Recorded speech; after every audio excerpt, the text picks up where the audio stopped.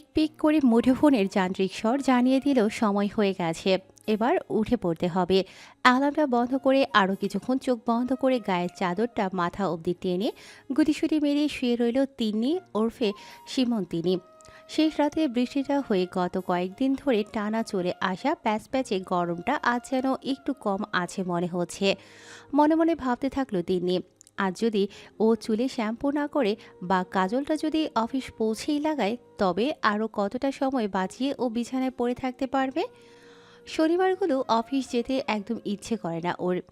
বছর দুই হয়ে গেল কর্পোরেট পৃথিবীর কেজো দুনিয়ায় কাজ করছে ও, তাও যেন শনিবারগুলো এলেই 24 বছরের বুড়িধারী তিনি এক পদকে নার্সারির বাচ্চা হয়ে যায়। শনিবার মানেই হাফ স্কুল, পিটি ক্লাস, বাড়ি ফিরে বাবার কোলে চেপে পার্কে হাঁটতে যাওয়া বা বাজারে যাওয়া, রাতের বেলায় আধখোলা ঘুম চোখে লুচি খেতে খেতে দূরদর্শনে সিনেমা দেখা। এখন আর সেই রামও নেই, আর সেই অযোধ্যাও নেই। সপ্তাহের সব দিনই এক, তার উপর তিন্নির অফিসটাও হয়েছে তেমনই। আমেরিকার সাথে সময় মিলিয়ে শনিবারের বদলে সোমবার ছুটি।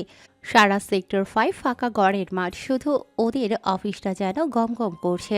আকাশ উঁচু, ঝা চকচকে কর্পোরেট হাব। কলকাতার সেক্টর 5-এর 2 লেনের পিচ ওঠা ভিড়ে গমগমের রাস্তায় গাড়িগুলো যেন শনিবারগুলোর ফাঁকা রাস্তা পেয়েও একটু ধীরেই চলে। শহরের আলসেমিটা গায়ে মাখতে মাখতে চোখটা লেগেই এসেছিল প্রায়। চটকাটা ভেঙে গেল রান্নাঘরে ঝনঝন করে বেশ কিছু বাসন পড়ে যাওয়ার আওয়াজে। মিয়াও আওয়াজ করে মিসেস বিয়াঙ্কা মানে তিন্নির সাদা হলদে মেনি এক লাফে ওর চাদরের তলা থেকে বেরিয়ে জানালা দিয়ে পগার পার। পালানোর আগে তিন্নিকে একটা বড়সড় আঁচড় কাটতে ভোলেনি। পাটা একটু জ্বলছে, তা ঝুলুক, মাকে বলা যাবে না, বললেই চেঁচিয়ে পাড়া মাথায় করবে আর তিন্নির অফিস যাওয়ার দেরি হবে বেকার। বিছানা ছেড়ে জলদি উঠে পড়ল তিন্নি। বেরোনোর আগে পায়ের আঁচড়টায় একটু বোরোলিন লাগিয়ে নিতে হবে। পরপর গায়ের চাদর পাট করে বিছানা বালিশ ঝেড়ে মিনিট খানেকের মধ্যেই ঘরটা চলনসই গুছিয়ে ফেলল ও। জানালা দুটো হাট করে খুলে দিতেই সকালের বৃষ্টি মাখা নরম রোদ হুড়মুড় করে ঢুকে পড়ল ওর ছোট্ট ঘরটাতে। মিসেস বিয়াঙ্কা পাঁচিলের ওপর বসে এক মনে নিজের থাপা চাড়ছে। কিছুক্ষণ জানালায় দাঁড়িয়ে তিন্নি মনে মনে যেন বেশ উপভোগ করল এই দৃশ্যটা। তারপরেই নিজেকে তাড়া লাগিয়ে ঘর থেকে বের হয়ে এলো ও। মা, ও মা, তাড়াতাড়ি খেতে দাও, দেরি হয়ে যাচ্ছে। প্রতিদিন ঘড়ির কাঁটা যখন সকাল 7টা ছুঁই ছুঁই স্নানে ঢোকার ঠিক আগে এই একই কথাগুলো চেঁচিয়ে বলে যায় সীমন্তিনী ওরফে তিন্নি। হুড়ুম দুরুম করে পাক্কা 6 মিনিটের মধ্যে গায়ে জল ঢেলে বেরিয়ে এসে তোয়ালে দিয়ে চেপে চেপে মাথা মুছতে মুছতে বাইরে এলো তিন্নি। তাড়াহুড়োর সময় গায়ের জল ভালো করে না মুছেই জামাটা পরে নিয়েছে। আর একবার ডাক দিল আজ রান্নাঘরের উদ্দেশ্যে। কোনো সাড়া নেই, কি ব্যাপার? মাতৃদেবী আজ একদম পিন ড্রপ সাইলেন্স। ব্যাপারটা নিয়ে বেশি মাথা না ঘামিয়ে নিজের ঘরে ঢুকে গেল তিন্নি। দিন কয়েক আগে অনলাইন বুটিক থেকে কেনা হালকা কুচি কলাপাতা রঙা লৌঘন্য চিকনকারি কুর্তি সালোয়ারটা পরে মিনিট 10 পর ভেজা চুল আঁচড়াতে আঁচড়াতে অফিসের খাওয়ার টেবিলে এসে বসল তিন্নি। সামনে ভাতের থালা তখনও অদৃশ্য। মনে মনে একটু বিরক্ত হয়ে উঠল তিন্নি। প্রতিদিন একই রুটিন, তাও ভাস্বতী দেবী মানে সীমন্তিনীর মা মেয়ে টেবিলে এসে না বসা অবধি ভাতের থালা আনবেন না। কিনা ঘরের লক্ষ্মী রাগ করবে। ঘরের জ্যান্ত লক্ষ্মী না খেয়ে অফিস চলে যাক, তাতে কোনো অসুবিধে নেই। ওনার বক্তব্য, মেয়ে মানুষের শরীর একটু কষ্ট সহ্য না করলে চলে। প্রতিদিনই কোনো রকমে নাকে মুখে জ্বলন্ত গরম 2 গ্রাস ভাত তুলেই পরিমরি করে রোজকার বাঁধার রিস্কায় স্টেশন ছোটে তিন্নি। ভাগ্য ভালো থাকলে 7:55 লোকালটা যদি পেয়ে যায় ও 8:45 মধ্যে বিধাননগর স্টেশন পৌঁছানো যায়। এরপর শেয়ার অটোর লাইনে আধা ঘন্টা দাঁড়ালেও আরও আধা ঘন্টা খানেকের মধ্যে সেক্টর 5 পৌঁছানো যায়। গত 2 বছরের এক বাধা ধরার রুটিন, তাও যে মা কেন রোজ রোজ ইচ্ছে করে দেরি করায় আজও বুঝে উঠতে পারে না তিনি। হাত ঘড়িটায় চটজলদি একবার সময়টা দেখে নেয়। 7:36। বাড়ি থেকে স্টেশন যেতে পাক্কা 7.5 মিনিট সময় লাগে। ওভারব্রিজ পেরিয়ে 3 নম্বর প্ল্যাটফর্মের লেডিস কামরার সামনে অবধি দৌড়তে আরও 4 মিনিট 47 সেকেন্ডস। মানে খাওয়ার জন্য ওর হাতে আছে আর মাত্র 6 মিনিট। একটু জোরেই এবার হাঁক পারল তিন্নি। আজ কি দেবে না খেতে? কখন থেকে ডাকছি। না গো নবাবপুত্রী, বিনি পয়সার ঝি ঘরে থাকতে তুমি আর কেন না খেয়ে চলে যাবে? ঠক করে একটা স্টিলের থালা সামনে এসে পড়ল। এক হাতা ভাত আর এক থাপলা আলু সেদ্ধ ছাড়ানো খোসাটা থালাতেই পড়ে। জ্বলন্ত গরম ভাতটা মাখতে মাখতে তিন্নি বলল, আমি তো বলেইছিলাম রোজ রোজ কষ্ট করার দরকার নেই, অফিসে ক্যান্টিনে খেয়ে নিব, তুমিই তো জোর করো বাড়ি থেকে খেয়ে যেতে। বলে কি আর সাধে? নয়তো মাইনের সব কোটি টাকাই তো নিজের সব আহ্লাদের পেছনে উড়িয়ে দিয়ে আসবে। এই যে 1000 টাকা গিয়ে এই কুর্তিটা কিনলি, একবার মনে পড়েছিল ছোট ভাইটার জন্য হাতে করে কিছু নিয়ে আসি? একটা স্বার্থপর পেটে ধরেছি আমি। ভাত মাখতে যাওয়া নাড়াচাড়া করা আঙুলগুলো থেমে গেল তিন্নির। মুখ অব্দি পৌঁছালো না। কান্নাটা উঠে আসতে আসতে গিলে ফেলল। তারপর নিচু গলায় বলল, এটা তো আমার বোনাসের টাকা থেকে বাঁচিয়ে কিনেছি মা। মাইনের 27,000 টাকা পুরোটাই তো তোমার হাতে তুলে দিই। তবে আর কি উদ্ধার করেছো? মাস মাইনে টাকাটা হাতে তুলে দাও, তাই তো ধরাকে সরা জ্ঞান করছো। মা তোমার দাসীবাদী, ভাই তোমার চাকর, আর ওদিকে বাপ হয়েছে তেমন মেয়ে সুহাগী। ধিঙ্গি মেয়ে টাকায় বসে বসে খায়। টাকার খোঁটা আর শুনতে পারল না তিনি। আর বাবার নামে একটা খারাপ কথা শুনলেই ওর গায়ে কেমন একটা বিছুটি ধরানো জ্বালা ধরে যায়। ভাতটুকু না খেয়েই হাত ধুতে উঠে গেল ও। ভাস্বতী দেবী তেরে এলেন বেসিন অবধি। খেয়ে যা বলছি, টাকাটা কি মাগনা আসছে? ধীরে সুস্থে অনেকক্ষণ ধরে সাবান দিয়ে হাতটা ধুয়ে পেছন ফিরল তিনি। অফিসের ব্যাগটা কাঁধে নিয়ে জুতো পরতে পরতে মনে মনে বলল, মাগনা আসছে না তো, ওটাই রোজগার করতে যাচ্ছি। মেয়ে না খেয়ে চলে যাচ্ছে দেখেও স্তব্ধ হয়ে দাঁড়িয়ে রইলেন ভাস্বতী দেবী। স্নিকাসের নিঃশব্দ আওয়াজে ঘর থেকে নেমে বারান্দার হুইল চেয়ারে বসে থাকা বছর ষাটের কাঁচা পাকা দাড়ি গালে দুটি হামি খেল তিনি। আসছি বাবা, আজ কি আনবো তোমার জন্য? ক্ষীণকেশ বৃদ্ধ মৃদু স্বরে তিন্নির মাথায় হাত রেখে বললেন, আমার নাম করে দুটো মিষ্টি খেয়ে নিস মা। অফিসে পৌঁছে ছবি পাঠাবি, তারপর আমি ওষুধ খাবো। চট করে উঠে পড়ল তিনি। দেরি হয়ে গেছে, এলাম আমি। গলা ছেড়ে কোনো রকমে কথাগুলো বলে উপচে পড়া চোখের জলটা সামলাতে সামলাতে রতন কাকুর রিস্কায় উঠল ও। এক দৃষ্টিতে সেদিকে তাকিয়ে থাকতে থাকতে রঞ্জনবাবু বললেন, মেয়েটাকে আজকেও কিছু খেতে যেতে দিলে না। কি এমন বলেছি যে অত তেজ তোমার মেয়ের? তোমরা বাপ বেটি তো খালি আমার দোষেই দেখো। লাই দিয়ে মেয়েকে মাথায় তুলছো। যেদিন ও মেয়ে তোমার মুখে জুতোর বাড়ি মেরে পালাবে, সেদিন বুঝবে। ঝাঁঝিয়ে উঠলেন ভাস্বতী দেবী, কিন্তু তেমন জোর পেলেন না গলায়। স্থলিত স্বরে রঞ্জনবাবু বললেন, তিন্নির ওপর তোমার এত রাগ কেন বাসপতি?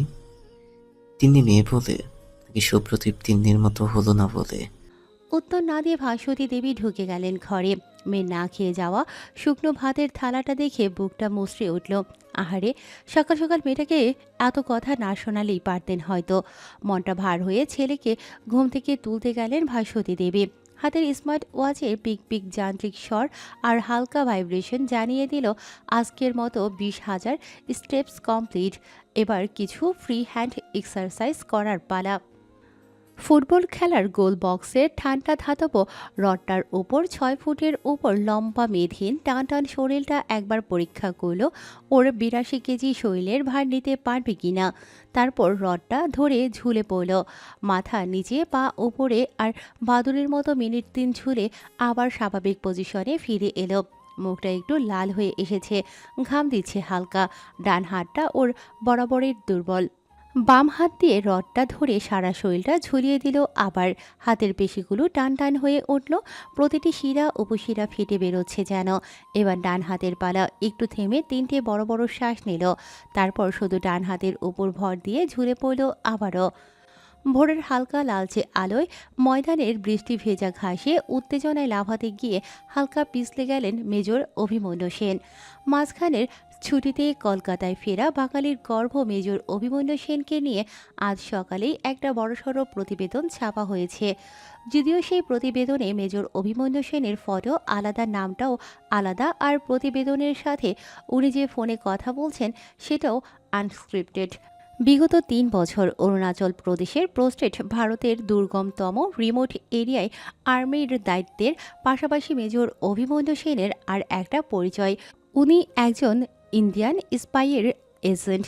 দেশের স্বার্থে ওনার পাসপোর্ট একাধিক, তাতে ওনার নাম ঠিকানা বিভিন্ন।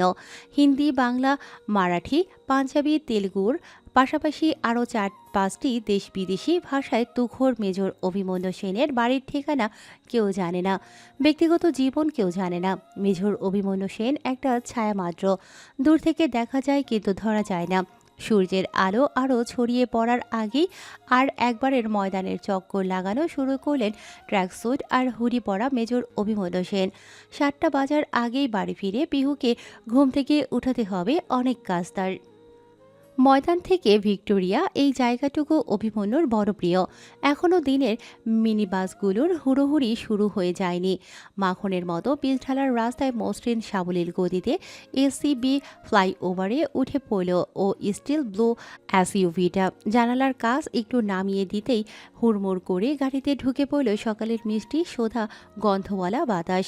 দিন কয়েকের টানা প্যাচপ্যাচে গরমটা আজ একটু কম। নৈঋত্য কোণে ছাইরঙা বড় একটা মেঘ ঘনাচ্ছে একটু। দুপুরেও বৃষ্টি হবে নাকি? অ্যাক্সিলেটরে চাপ দিল অভিমন্যু। বাড়ি পৌঁছানোর আগে পিহুর মেডিসিনগুলো মনে করে কিনতে হবে, আর নতুন ফিজিওথেরাপিস্টকেও একবার ফোন করতে হবে। ফিরে যাওয়ার আগে নতুন ফিজিওথেরাপিস্টকে খুব দরকার। পিহুর ট্রেনিং আটকে থাকবে না হলে। ফাঁকা রাস্তায় হু হু করে এগিয়ে চলল অভিমন্যুর ৪ চাকা। আজ মিনিট ৩ জলদি পৌঁছে দিলে রতন কাকু। সীমন্তিনীর বয়স ২৪, দেখে মনে হয় খুব বেশি হলে ১৮-১৯ পার হয়েছে। বিকেড গ্র্যাজুয়েট, রিলেশনশিপ স্ট্যাটাস সিঙ্গেল। মা বাবা ওর থেকে বছর দুয়েকের ছোট ভাই নিয়ে মফস্বলের নিউক্লিয়ার ফ্যামিলি ওদের।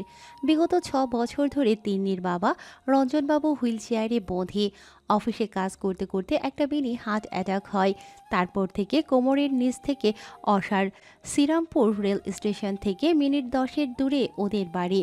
মঙ্গলবার থেকে শনি প্রতিদিন তিন্নির এক রুটিন। রোজ সকালে স্নান খাওয়া ছেড়ে বেরিয়ে যায় কাজে। রাতে ক্লান্ত হয়ে ফিরে খেয়ে দিয়ে শুয়ে পড়ে। যাওয়া আসার ৪ ঘন্টার জার্নি, প্রতিদিনের শরীরে এনার্জি বলতে আর কিছু থাকে না। আজ রতন কাকুর রিক্সা থেকে নেমে দেখলো হাতে একটু বেশি সময় রয়েছে, আর ওভারব্রিজে ওঠার দৌড় দিল না তিনি, বরং চলতি পায়ে হাঁটতে লাগলো প্রতিদিনের চেনা জায়গাটায়। ৭:৫৫ লোকালের লেডিস কম্পার্টমেন্টটা ৩ নম্বর প্ল্যাটফর্মের যেখানে এসে দাঁড়ায়। ছোট থেকেই জোরে হাঁটা সম্ভব ওর, বাকি মেয়েদের হিল জুতো পায়ে ওর সাথে পা মেলাতে অসুবিধে হয়। ও সেখানে স্নিকার্স পরে তরতর পায়ে মাথা নিচু করে মাটির দিকে তাকিয়ে জোরে জোরে হাঁটে, যেন রেসে নেমেছে। তবে শাড়ি হোক বা সালোয়ার কামিজ, স্নিকার্স পরে শীত গ্রীষ্ম বর্ষা কাটিয়ে দেয় তিন্নি। বন্ধুরা কলিগরা কত প্যাক দেয় ওকে এই নিয়ে, কিন্তু তিন্নি গায়ে মাখে না। সত্যি বলতে তিন্নি নিজের চারপাশে এমন একটা নির্লিপ্ততার বলয় বানিয়ে রেখেছে, সহজে কেউ ওর সাথে ইয়ার্কি মারে না। যে রেগে ওঠে না, প্রতিবাদ করে না, আবার চুপ করে থেকে কোনো সমালোচনাকে পাত্তাও দেয় না। তাকে খেপিয়ে কি মজা পাওয়া যায়? তাই সবাই ১-২বার বলেই থেমে যায়। তিন্নিও হাসে এসব শুনে, শব্দহীন হাসি। সেক্টর 5-এর এই কর্পোরেট অফিসটায় জয়েন করার পর প্রথম দিনে অনেকেই এগিয়ে এসেছিল বন্ধু হতে। তিন্নির থেকে তেমন রেসপন্স না পেয়ে সবাই কেটে পড়েছে একটু একটু করে। তিন্নির যদিও এসব গা সওয়া, ছোট থেকেই তিন্নি জানে তার বাকি 5টা সমবয়সী মেয়েদের মতো ও ঠিক স্বাভাবিক নয়। তিন্নি জোরে হাসতে পারে না, কারো গলা জড়িয়ে কাঁদতে পারে না, ফুচকাওয়ালার সাথে ফাও নিয়ে ঝগড়া করতে পারে না, বা ট্রেনের হকারদের সাথে উচ্চস্বরে চেঁচিয়ে দরদাম করতে পারে না।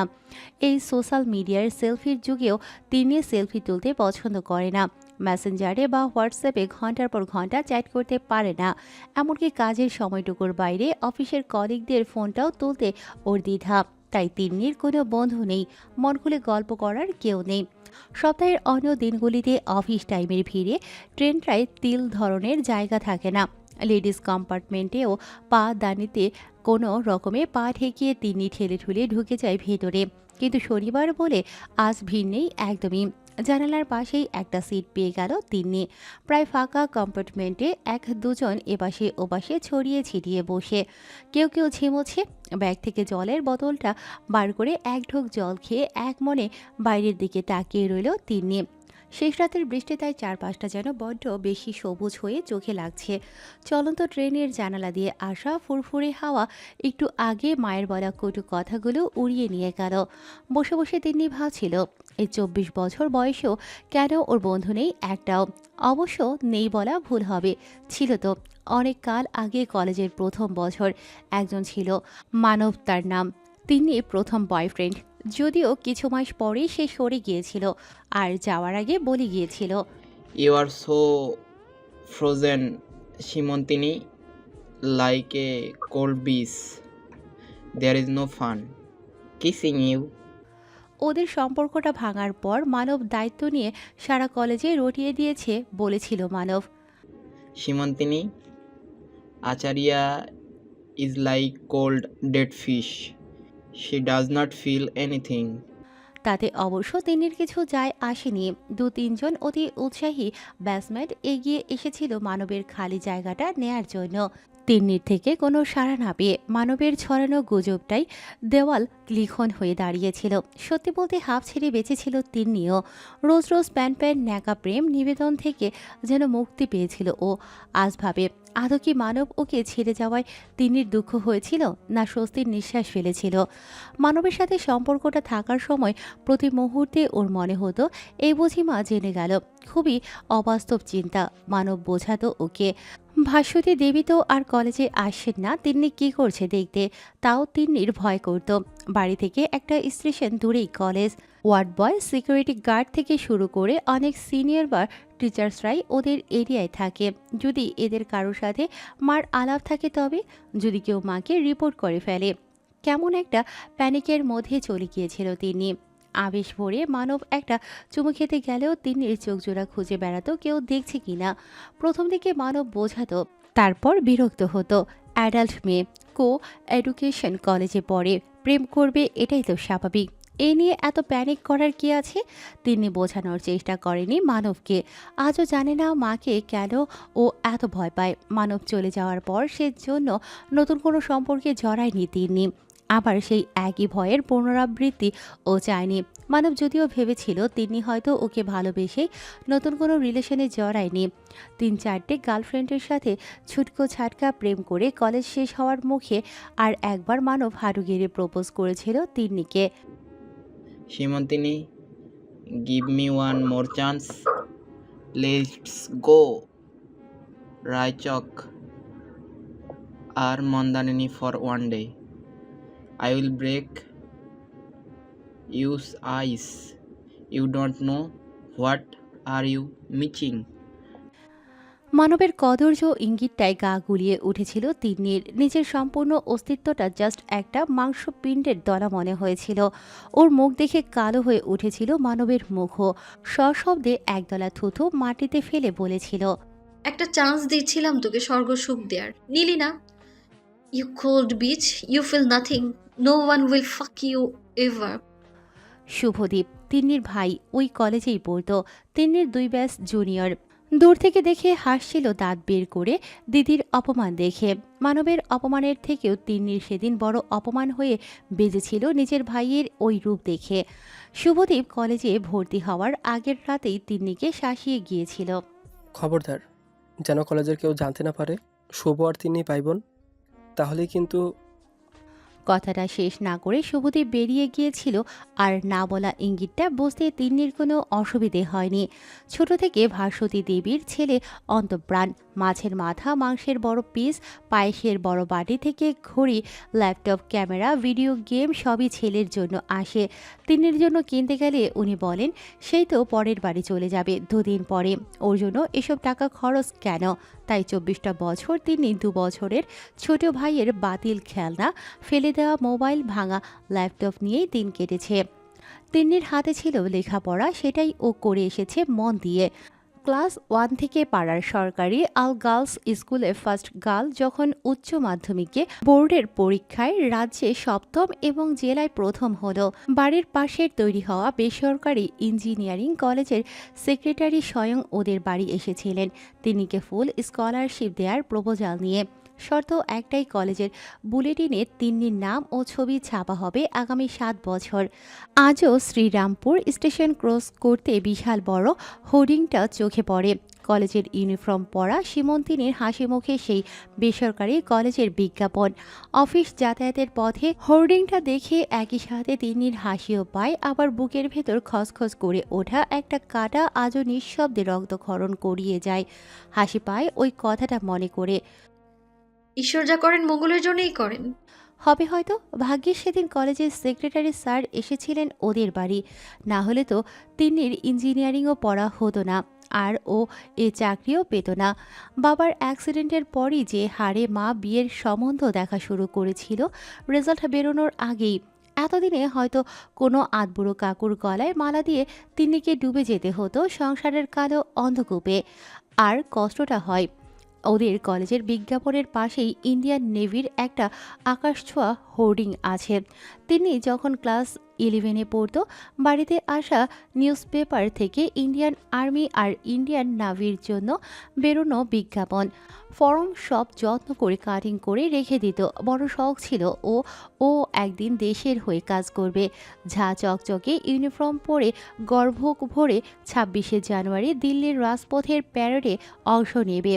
যদিও সব আশা সেদিনই শেষ হয়ে গিয়েছিল, যেদিন পাড়ার ডাক্তারবাবু বলে দিয়েছিলেন ওর হার্টে ছোট্ট একটা ফুটো আছে, অপারেশন করানোর মতো বড় না হলেও কোনোদিনই তিনি খেলাধুলা দৌড়ঝাঁপ করতে পারবে না।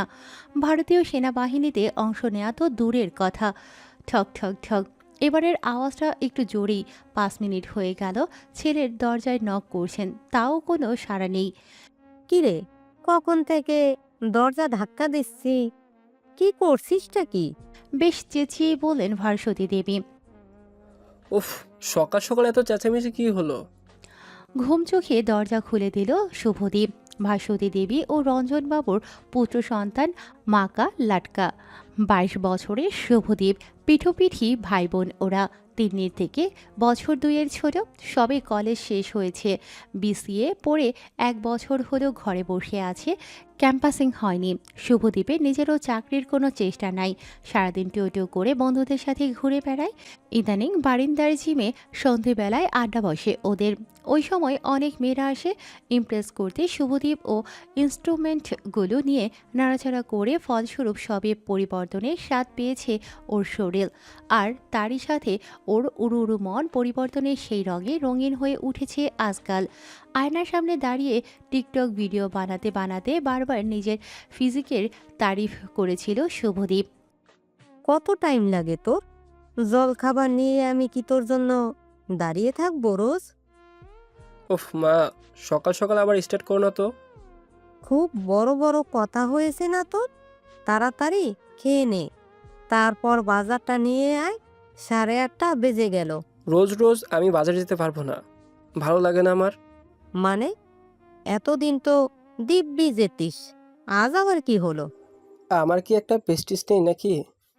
রোজ সকালে বুড়ো দাদুদের মতো বাজারে থলি হাতে দিয়ে বেরিয়ে পড়ো। বন্ধুরা সবাই খেয়ে পায়, আমি নাকি বাচ্চাদের মতো এখনও তোমার কথা শুনে চলি। কই, আমার বাকি বন্ধুরা তো বাজারে যায় না আমার মতো, সবাই হাসে।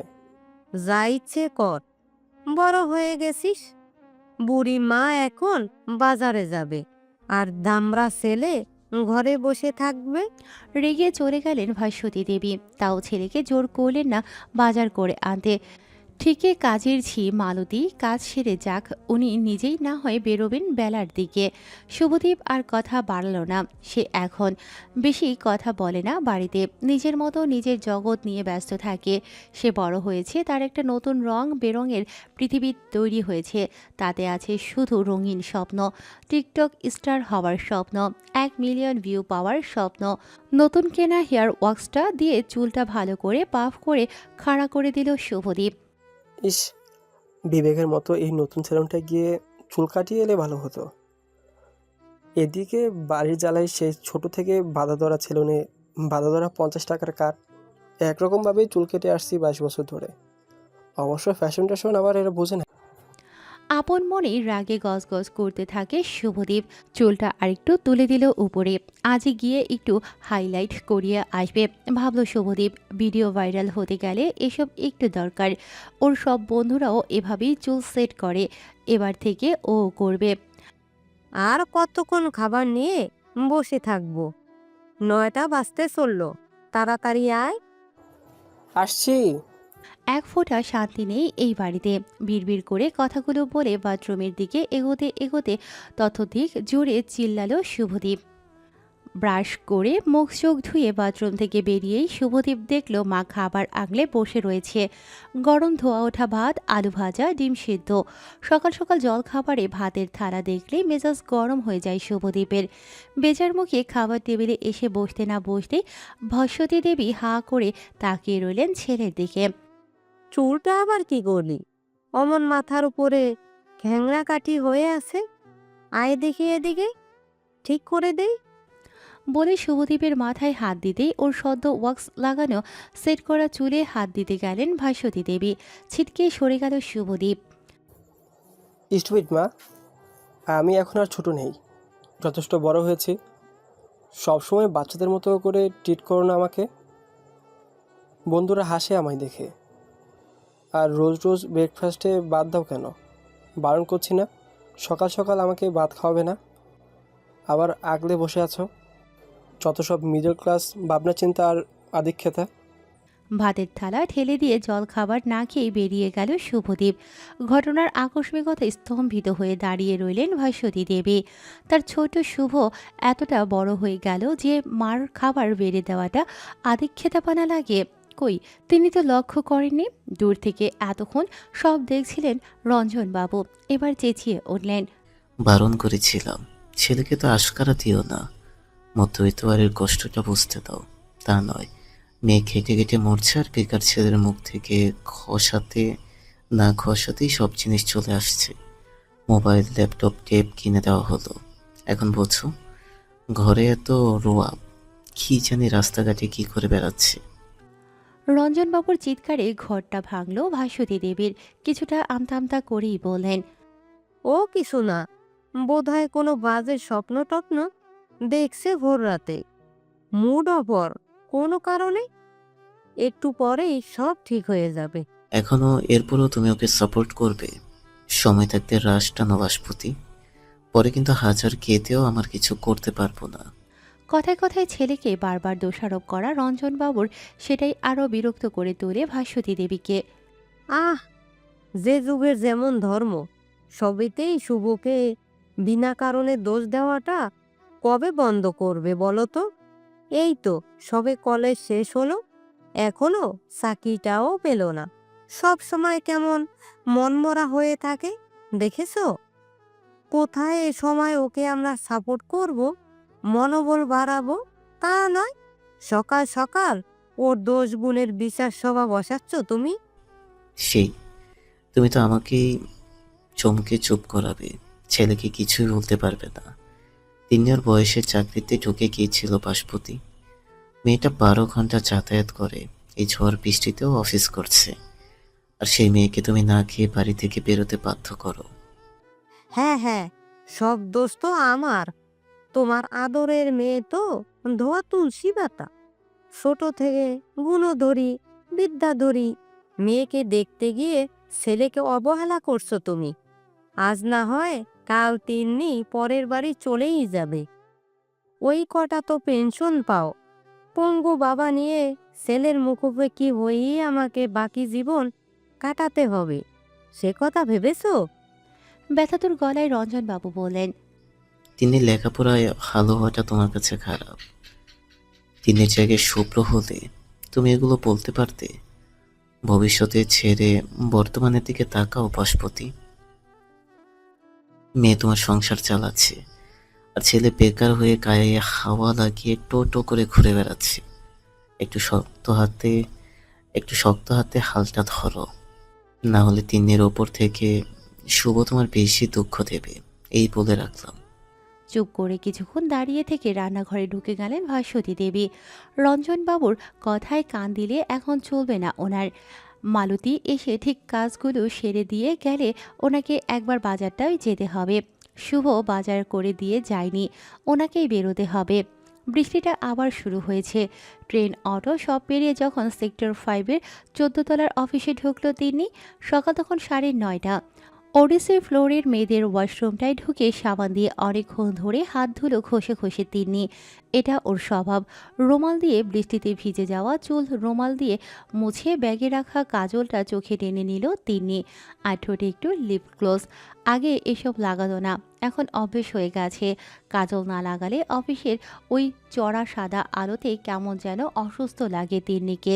চোখের তলার কালিটা আর একটু প্রকট হয়, মুখটা আর একটু বিষণ্ণ লাগে। তাতেও তিন্নির কিছু যায় আসতো না, কিন্তু ওই যে মানুষের কৌতূহল, চারপাশের 8-10টা মুখ বারবার তিন্নিকেই জিজ্ঞেস করবে, কী ব্যাপার সেমন্তিনী, কাকুর শরীর খারাপ, বাড়িতে এনি প্রবলেম? অনর্থক উটকো প্রশ্নগুলো এড়াতে তিন্নি তাই চেষ্টা করে অফিসের টিপটপ থাকার। মেকি হাসিটা ঠোঁটের আগায় হালকা ঝুলিয়ে ফ্লোরে এলো তিন্নি। নিচের নির্দিষ্ট কিউবিকলে বসে কম্পিউটার অন করতে না করতেই পাশের কিউবিকল থেকে শায়খ মুখ বাড়ালো। কিরে আজও লেট? লেট কইরে 10টাও তো বাজেনি। বাহ, মিথিলেশ সেদিন টিম মিটিংয়ে বললো যে এবার থেকে সবাইকে 9.5 ঘন্টা ডিউটি করতেই হবে।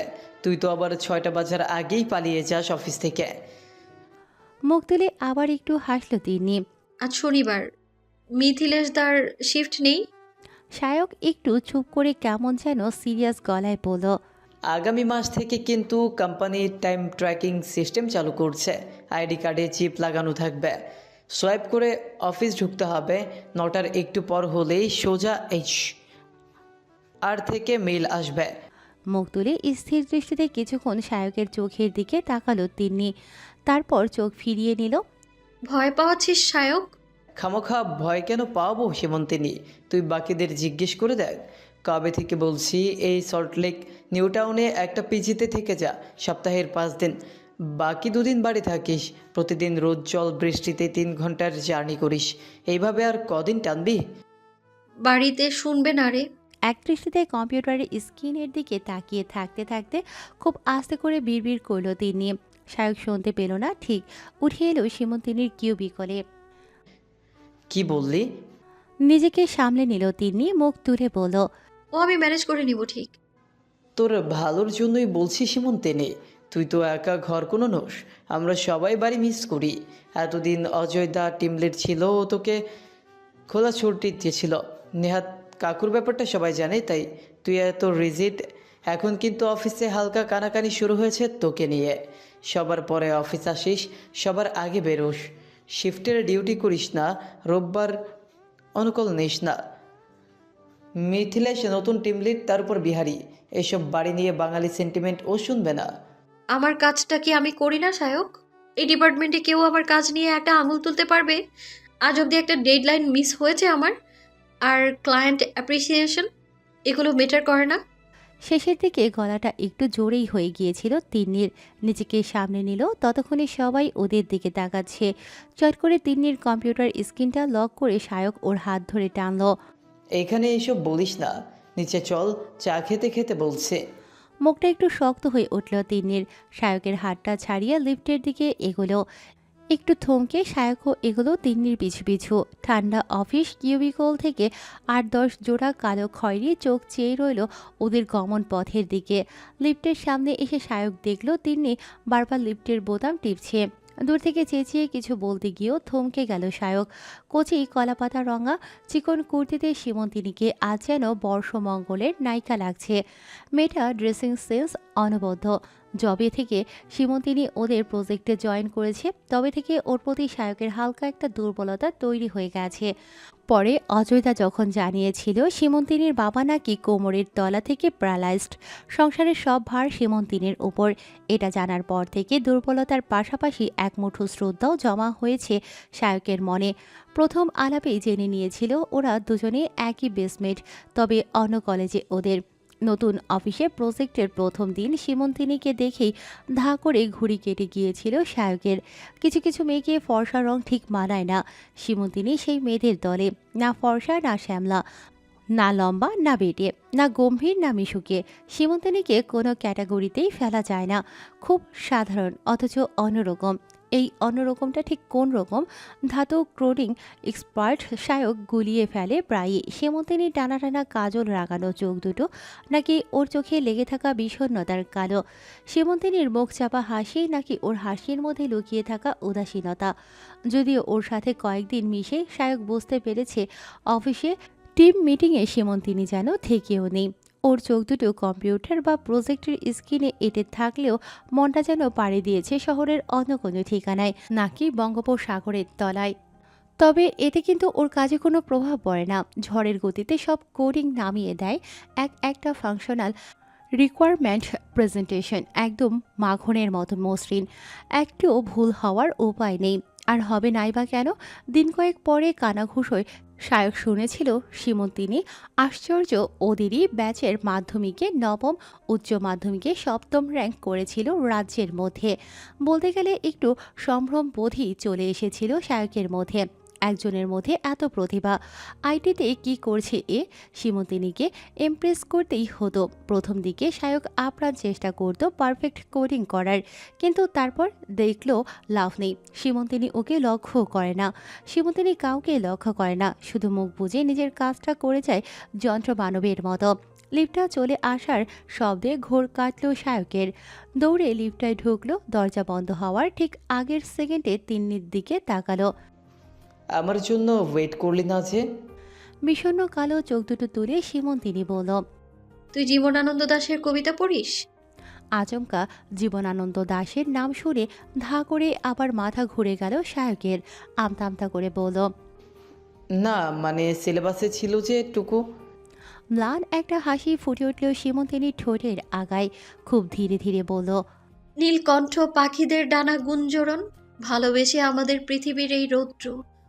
কলকাতার আকাশে চৈত্রের ভোরে যেই নীলিমা হঠাৎ এসে দেখা দেয় মিলাবার আগে, এখানে সে আকাশ নেই।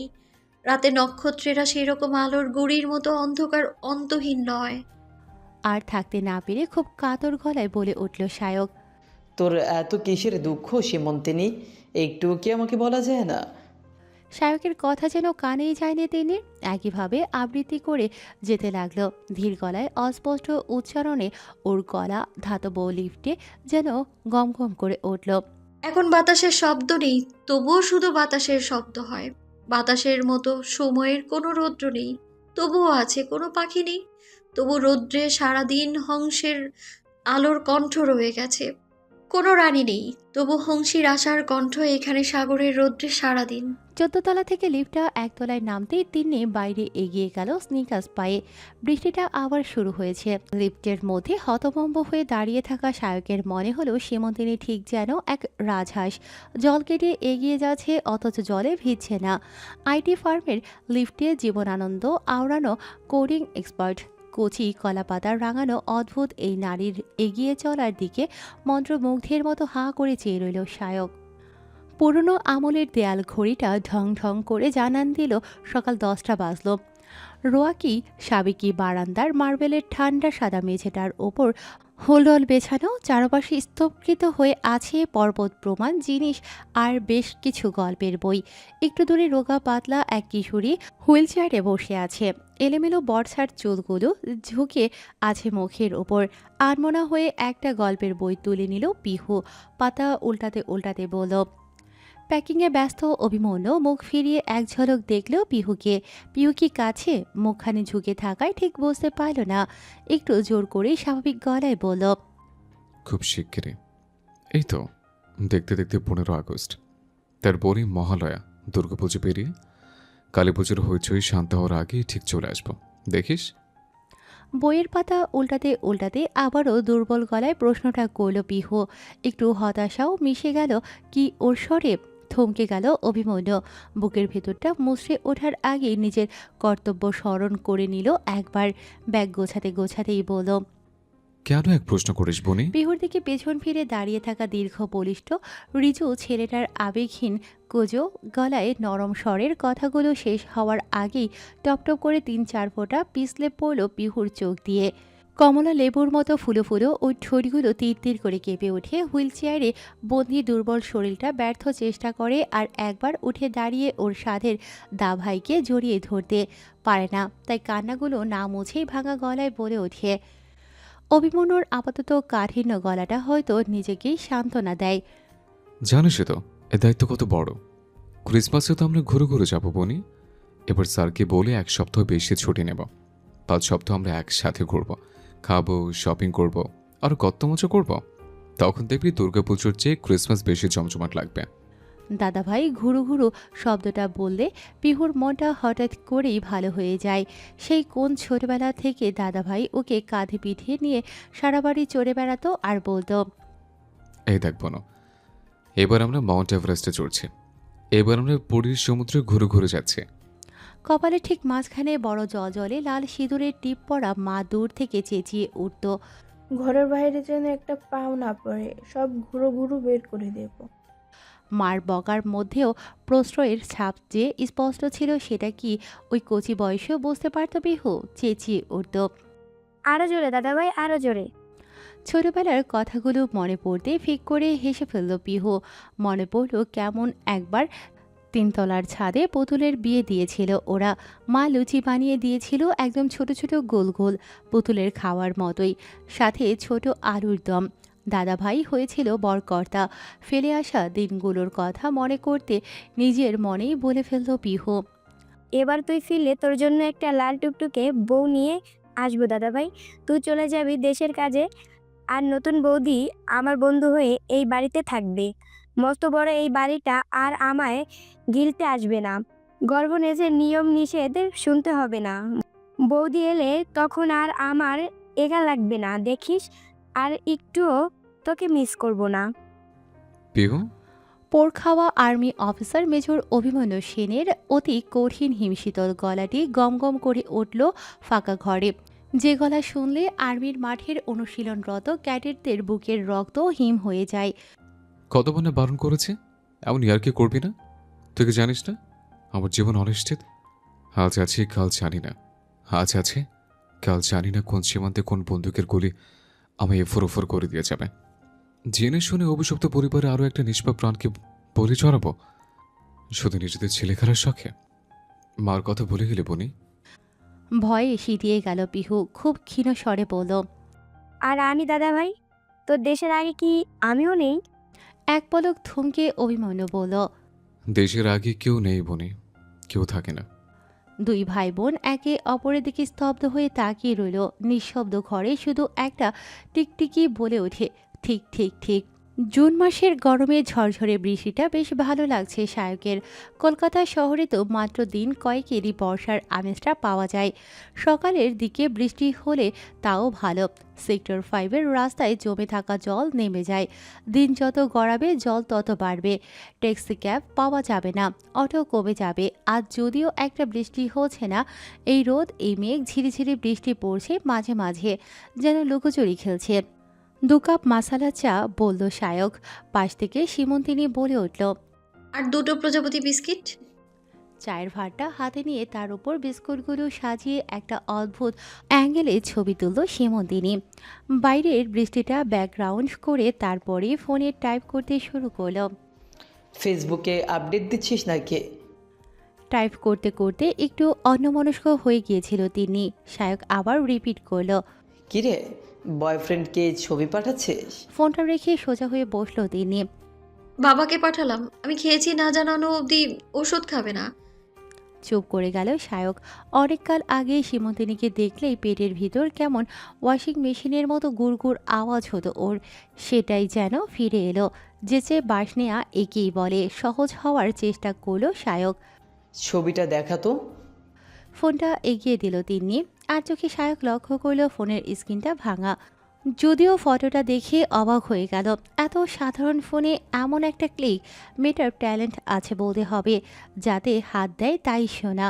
ফোনটা ফিরিয়ে দিতে দিতেই সায়ক বলল, দারুণ ফটো তুলিস তো তুই। এই ফোনটা এবার বাতিল কর। এখন বাজারে কত ভালো ভালো ফোন এসছে জানিস? এক টুকরো বিস্কিট মুখে বলল তিনি। বৃষ্টি দেখতে দেখতে বলল, কি এমন কথা যে ফ্লোরে বলা যাবে না? যে জন্য নিচে নিয়ে এলি সেটা বল এবার।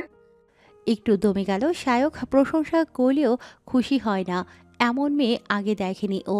একটু চুপ করে থেকে বলল, আমাদের টিমটায় আজকাল তোকে নিয়ে বেশ কানাঘুষো চলছে। তুই তো কারোর সাথে তেমন কথা বলিস না, বেরিয়েও যাস আগে ভাগে, তাই জানিস না এই টিমটাই শুধু তুই আর আমি এত কম এক্সপিরিয়েন্সড। বাকিদের তো দেখেছিস, সব কটা বুড়ো ভাম, 2 বাচ্চার বাবা, মাথায় টাক পড়ে গেছে। সায়ক। হালকা স্বরে মৃদু ধমক দিল তিন্নি। শায়ক ধমল না। তুই জানিস না তোকে আর অজয়দাকে নিয়ে ওরা নোংরা ইঙ্গিত করতে ছাড়েনি।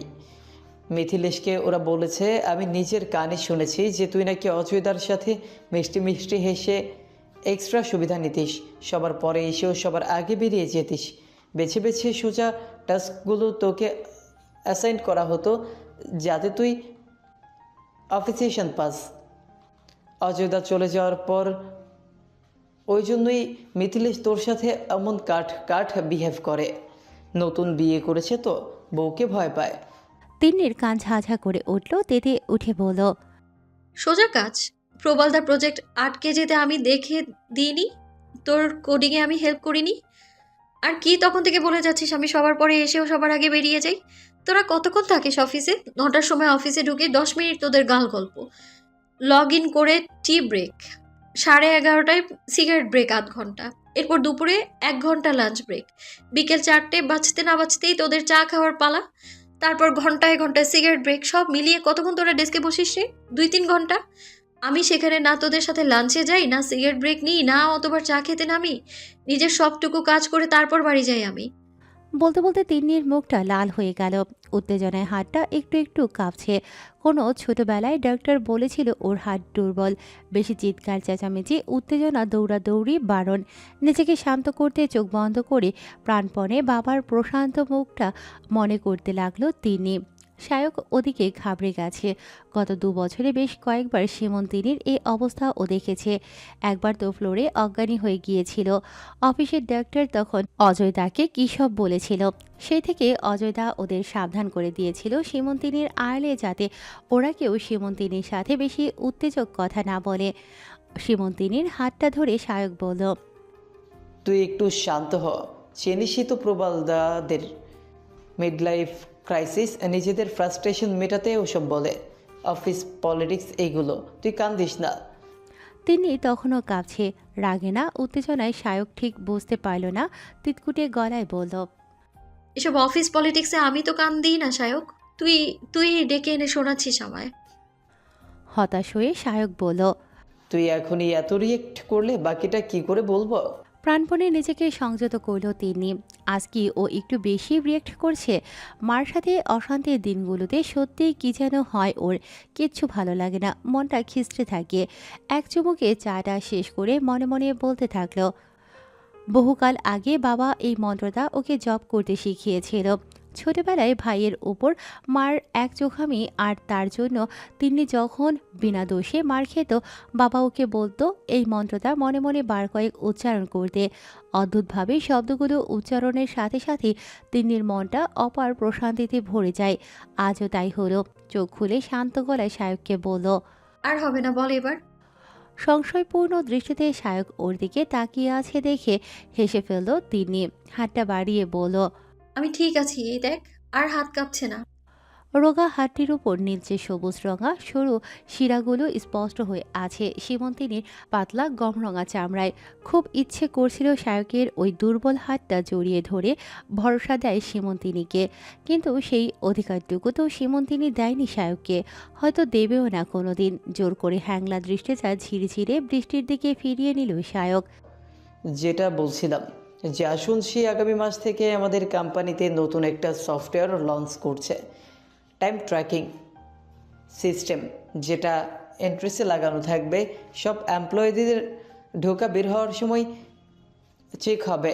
নতুন আইডি কার্ডে চিপ লাগানো থাকবে, সোয়াইপ করে অফিস ঢুকতে হবে বেরোনোর সময়।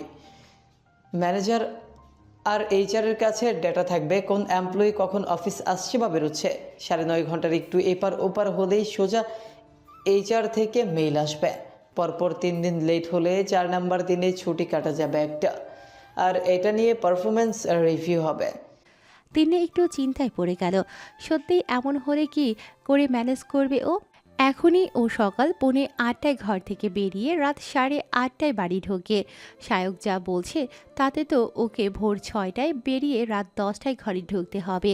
মা তো এসব নতুন নিয়ম বুঝবেও না, শুনবেও না। এটাও কোনোভাবে তিন্নিরই দোষ হবে। গলায় চিন্তা রেখে তিন্নি বলল। তোদেরও তো প্রবলেম, এতগুলো ব্রেক নিবি কি করে? সায়ক হেসে উঠল। তিনি জিজ্ঞাসু চোখে তাকিয়ে আছে দেখে থতমত খেয়ে বলল। শুধু প্রথমবার ঢোকা আর শেষবার বেরোনিতে কার্ড সোয়াইপ করতে হয় রে বুদ্ধু, বারবার নয়। মাধ্যমিক উচ্চ মাধ্যমিকে রাজ্যের মধ্যে র্যাঙ্ক করা মেয়েকে সায়কের মতো মিডিওকার স্টুডেন্ট বুদ্ধু বলছে ভেবে সায়ক নিজেই লজ্জা পেয়ে গেল। বিষয়টা চাপা দিতে বলল। কি করবি এবার ভাব। ডেইলি ট্রেনে আসা যাওয়া করবি কি করে? এত রাতে ট্রেন সেফ নয়। তিনি আনমনা হয়ে বলল। বুঝতে পারছি না রে, বাড়িতে কি বলবো, বাবার অমন অবস্থা। তিন্নির কথা শেষ হওয়ার আগেই সায়ক থামিয়ে দিল ওকে। উৎসাহ নিয়ে বলতে থাকলো। এই জন্যই তো বলছি পিজিতে থাক। সল্টলেক নিউটাউন এরিয়ায় কত মেয়ে অমন পেঙ্গেস্টে আছে, থাকা খাওয়া নিয়ে 7-8 হাজারে হয়ে যাবে, আর উইকেন্ডে বাড়ি চলে যাস। প্রতি মাসে 7-8 হাজার। তিন্নির জিভটা কেমন শুকিয়ে গেল। যা মাইনে পায় পুরোটাই মার হাতে তুলে দেয় ও। মা হাত খরচ হিসেবে ওকে 2000 টাকা দেয়। ট্রেন পাস, অটো সব মিলিয়ে হাতে টিফিন খাওয়ার মতো পয়সাও বাঁচে না। ওদিকে শুভদীপ মানে তিন্নির ভাই হাত খরচ পায় 1300, যে কিনা চাকরিও করে না।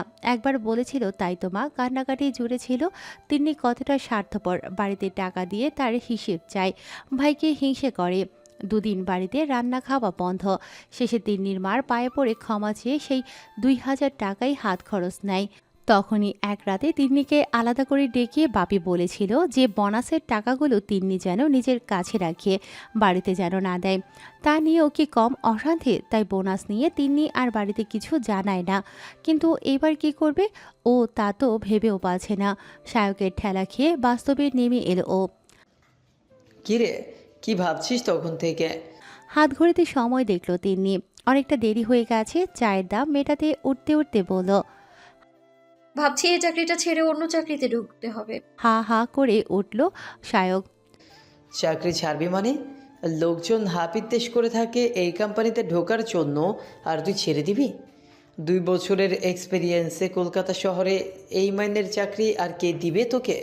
এতদিন ধরে ভূতের বেকার খাটলেই আর 1 বছর মুখ বুঝে কাটিয়ে দিলেই প্রমোশন পাকা। জুনিয়র থেকে সিনিয়র অ্যাসোসিয়েট হয়ে যাব, তখন কত সুযোগ দেখবি। কথাটা সত্যি। কলকাতার অন্য আইটি ফার্মগুলোর তুলনায় সীমন্তিনীদের অফিস প্রায় 1.5 গুণ স্যালারি দেয়, তাই খাটুনিও বেশি। চায়ের দাম মেটাতে গিয়ে দেখলো সায়ক মিটিয়ে দিয়েছে আগেই। এই এক ছেলে কোনোদিন সীমন্তিনীকে টাকা দিতে দেয় না, বললেই বলবে আমি কি পালিয়ে গেলাম? পরের বার দিস। বলা বাহুল্য সেই পরের বার আর আসে না। অফিসের দিকে পা বাড়াচ্ছিল তিন্নি। সায়ক পেছন থেকে বলল। নর্থ বেঙ্গল ট্রিপটা নিয়ে কি ভাবলি? ফ্লোরে চল, আজকে অনেক দেরি হয়ে গেল। সায়কের প্রশ্নটার জবাব না দিয়ে এগিয়ে চলল তিন্নি। বৃষ্টি আজ আর থামবে না মনে হচ্ছে। সকালের এই এপিসোডটার পর পিহুও নিজের ঘরে দরজা ভিজিয়ে বসে আছে। দুপুরের খাবার সময়ও বেরোয়নি। আজ আর পিহুর ট্রেনিং হলো না। খাওয়ার টেবিলে অভিমন্যু অপেক্ষা করছে দেখে গভর্নেন্স দিদি বলে গেলেন পিহু আজ ঘরেই খাবে। অভিমন্যু যেন খেয়ে নেয়। শ্বেত পাথরের বড় টেবিলটার এক কোণে ক্যাসারোল থেকে নিজের মতো খাবার বাড়তে থাকলো অভিমন্যু। এ বাড়িতে কোনো মহিলা নেই। শরিকি আত্মীয় স্বজন আছেন, তাদের রান্না আলাদা, ঢোকা বেরোনোর জায়গা আলাদা। অভিমন্যু না থাকলে হয়তো সেই শরিকি মাসি পিসিরা কখনো সখনো পিহুকে দেখতে আসে। না হলে এদিকের এত বড় বাড়িটায় পিহু একাই থাকে। যদিও আয়া সেন্টার থেকে 3 বেলার আয়া আসে পিহুর কাজকর্ম করে দিতে। ঘরের কাজের জন্য ঠিকই ঝি আছে, আর আছেন গভর্নেন্স নীলিমা দেবী। এবারের কর্তি অভিমন্যু আর পিহুর মা মারা যাওয়ার থেকে নীলিমা দেবী পিহুকে মানুষ করেছেন বলতে গেলে। অভিমন্যু তখন কলেজে পড়ত, সেই রুড়কিতে। ওর দাদুই দেখাশোনা করে মাঝবয়সী বিধবা নীলিমা দেবীকে রেখেছিলেন পিহুর কেয়ার নেয়ার জন্য। বারণ করেছিলেন অভিমন্যুকে ফিরে আসতে। পিহু তখন 9 বছরের। নীলিমা দেবী পিহুর লেখাপড়া থেকে শুরু করে খাওয়া দাওয়া সব ভার নিয়ে নেন। হুইলচেয়ারে বসেই পিহুকে উনি শিখিয়েছেন সেলাই মেশিন চালাতে, জামা কাপড় ডিজাইন করতে। ছুটি ছাড়ার বাড়ি এসে অভিমন্যু আড়াল থেকে শুনেছে নীলিমা দেবী পিহুকে বোঝাচ্ছে, তোমার পা দুটো অচল, কিন্তু হাত দুটো তো সচল, সেগুলো ব্যবহার করো।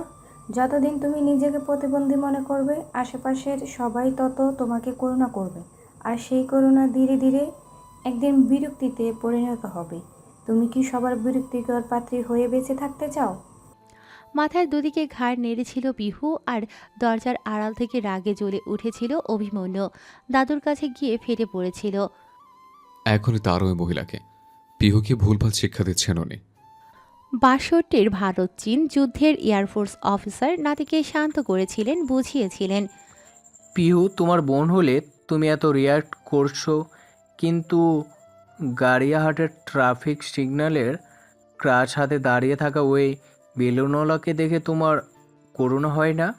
চোখ ফেটে জল এসেছিল অভিমন্যুর। কোনো রকমে বলতে পেরেছিল। তুমি পিহুর সাথে একটা বেলুনগুলোর তুলনা করতে পারলে? ধীর শান্ত গলায় দাদু সেদিন হয়তো জীবনের সবচেয়ে বড় শিক্ষা দিয়েছিলেন নাতিকে। পাশে বসিয়ে বলেছিলেন, মনটা শক্ত করো দুলাভাই, আর বাস্তবতা মেনে নিতে শেখো। কাল তুমি থাকবে না, আমি থাকবো না। পিহুকে একা বাঁচতে হবে এই পৃথিবীতে, আর তার জন্য ওকে আত্মনির্ভর হতে হবে। এত ডক্টর দেখিয়েও পিহুর শারীরিক প্রতিবন্ধিতা ঠিক করা গেল না, কিন্তু মানসিকভাবে তো ওকে দুর্বল করে দেওয়া চাই না। ওকে নিজের মতো বাঁচতে দাও, একটা স্বাভাবিক মানুষের মতো বাঁচতে দাও। পা নেই তো কী আসে, হাত দিয়েই পিহু একটা স্বাভাবিক মানুষের মতো বাঁচবে। ওকে লেখাপড়া শিখতে হবে, চাকরি না করুক, শিল্পী হোক। তুমি আমি ছাড়াও পিহুর নিজের ভালো লাগাটা আবিষ্কার করতে হবে। পিহুর মনের জোরে তৈরি করার জন্য নীলিমা পারফেক্ট চয়েস। বিয়ের 1 মাসের মাথায় ওর স্বামী শহীদ হয়েছিল। এরপরও মেয়েটার মনের জোর দেখছো? শ্বশুরবাড়ির সব অধিকার ছেড়ে দিয়ে একটা যুদ্ধ করেছে মেয়েটা সংসারে টিকে থাকার জন্য, আর সেই মা দুর্গাকে তুমি তাড়িয়ে দিতে বলছো? চুপ করে শুনে গিয়েছিল অভিমন্যু। আজ 8 বছর পর মনে হয় দাদু ঠিকই সিদ্ধান্ত নিয়েছিলেন। নীলিমা দেবী না থাকলে পিহু এ বাড়িতে একা থাকতে পারত না। অভিমন্যুও পারত না পিহুকে এ বাড়িতে একা রেখে বছরের পর বছর বর্ডারে পড়ে থাকতে। না, সকালে বুনির সাথে একটু রুটভাবেই কথা বলেছে ও। বিকেলে পিহুকে একটু ঘুরিয়ে আনবে, আর নীলিমা দেবীকেও। ভাত শেষ করে পিহুর ঘরের দিকে এগুলো অভিমন্যু। ফ্লোরে ঢুকেই ঝড়ের গতিতে সব কাজ সারতে লাগলো তিন্নি। শায়কের সাথে নিচে চা খেতে গিয়ে প্রায় মিনিট 40 সময় নষ্ট হয়েছে। মেকআপ দিতে হবে। আগের দিনের ফাংশনাল রিকোয়ারমেন্টগুলো দেখতে দেখতেই রঞ্জনবাবুর মেসেজ ঢুকলো তিন্নির ফোনে। 1 গ্লাস চা আর 3টি ট্যাবলেটের ছবি। বাপ মেয়ের এই খুনসুটিগুলোই তিন্নির মুখে হাসি ফোটায়। কাজ করতে করতে কখন বেলা 2টো পেরিয়ে গেছে ওর খেয়ালও হয়নি। মার সাথে রাগারাগিতে আজ টিফিনটাও নিয়ে আসা হয়নি।